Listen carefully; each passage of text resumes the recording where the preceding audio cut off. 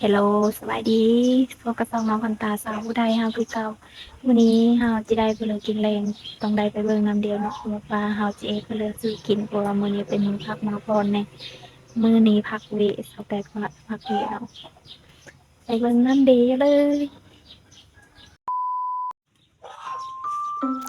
อาหารแรงของเฮามื้อนี้ก็คือต้มไก่นี่เองมาเบิ่งน้ำเดียวว่าปลาสิต้มไก่ตัวเลยสู่กินสิต้มตัวน้อยหรือตัวใหญ่เป็ดไก่ปลาเลี้ยงไว้คือหลายแฮง ปานน้อยปานกลางปานใหญ่มีครบเบิดมีแต่โตตุยพีดีงามเลงง่ายใหญ่ไว้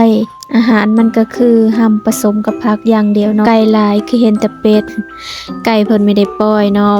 ไก่เพิ่นจะขังไว้อยู่ขออยู่ลกเพิ่นเด้อเพิ่นไม่ได้ปล่อยออกมาจะมีเป็ดกึเป็ดป่าห่านไก่เงาะไก่โง่งเป็ดดำเป็ดดอนได้ครบเบิดเราเลี้ยงไว้มีแต่โตตุยๆงามๆมันเนาะทุกคนเบิ่งแหมมีแต่โตใหญ่ๆ นี่ก็จะเป็นจำพวกไก่น้อยไก่น้อยนี่เพิ่นไม่ได้ปล่อยได้เพิ่นเอาหัวอาหารเฮอแล้วก็มาขังไว้อยู่ในเคาะอยู่ลกมันก็แล่นเต้นแซวๆๆๆอันนี้ก็เป็ดนี่เป็ดปานกลางเป็ดยังน้อยหั้นนะลูกมันจักลูกจักแม่เนาะหลายขนาดเพิ่นเลี้ยงไว้ดีแต่ได้นำเพิ่นมันลอยได้นำน้องเพิ่นมันลอย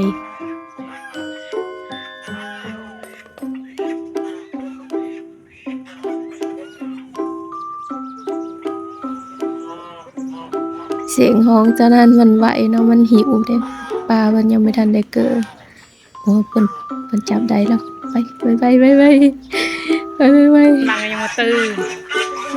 ใช้ไก่ต้มแมลงวัด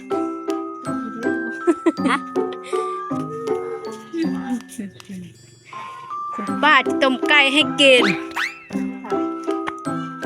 ที่มี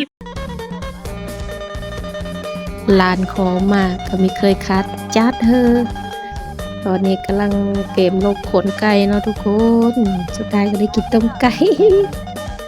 ทั้งเว้าทั้งลกขนไก่จักเว้าพี่เหลือปลาก้อยนี่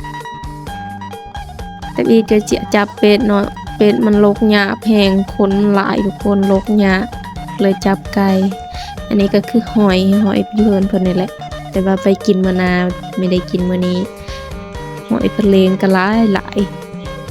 มันเลงเด้ไม่ได้จับมาแตะทงนาเลงเองอยู่เพิ่นเลยแล้วหม้อต้มไก่ของเฮาก็ฟดแล้วเนาะปรุงเรียบร้อยเสกเปียงโนโห5โหซิเคอร์เบอร์ขี้หูด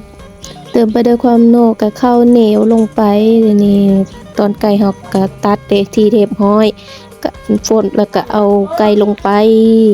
อยากกินต้มไก่แซ่บต้องตัดตอนใหญ่ๆแบบนี้เด้อทุกคนถ้าตัดตอนน้อยมันจะมีแซ่บแม่นบ่ หลังจากเอาไก่ลงเมิดแล้วก็ปิดฝาหม้อให้มันฟดเนาะทุกคนโอ้ยหอมหวยนี่มันฟดแล้วหอมแห้งทุกคนหอมโหห้าโหสิเคอร์นี่เติมไปโดยมะเร็งได้แบบนี้เอามะเร็งลงไปวัดนี่ตอนบางใหญ่ตอนใหญ่แห้งพอดีกิน หมักแบบนี้แหละสาวผู้ไทยเอามาเล่นลงไปแล้วก็ตามด้วยผักหอมผักชีพอมันสุกได้ทีแล้วก็ปิดท้ายโดยเอาผักหอมลงไปแล้วเป็นทีเรียบร้อยแล้วพร้อมเสิร์ฟได้เลยอาหารแรงมื้อนี้มันก็ไม่ได้มีแต่ต้มไก่อย่างเดียวเด้อทุกคนจะมีก้อยป่าน้ำแม่นี่ก็คือป่าที่ว่าปลาเพิ่นคั้นส้มแล้วเรียบร้อยเนาะเพราะว่าเพิ่นซอยแล้วก็เสิร์ฟตู้เย็นเมียนแล้วก็เอามาเอ็ดกินเลยนะนี่เพิ่นก็จะเอามะเขือเบอร์พักมะเขือไม่ได้ใส่มะเขือพงเลยอันนี้จะใส่มะเขือปีเนาะแล้วแต่ความมักความชอบตอนนี้ก็คน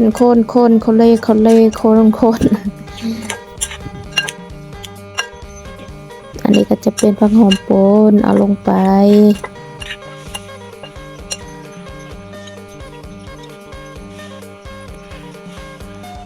เติมไปด้วยน้ำปลาแดะหรือว่าน้ำปลาร้าปลาแดะทันแลเนาะทุกคนเสิร์ฟแล้วแต่ความมักเลยนี่ไม่ได้กำหนด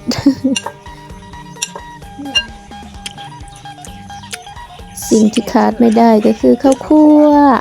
เอาข้าวคั่วลงไปก้อยปลาของเฮาก็เฮ็ดแล้วพร้อมเสิร์ฟได้เลยบาดนี้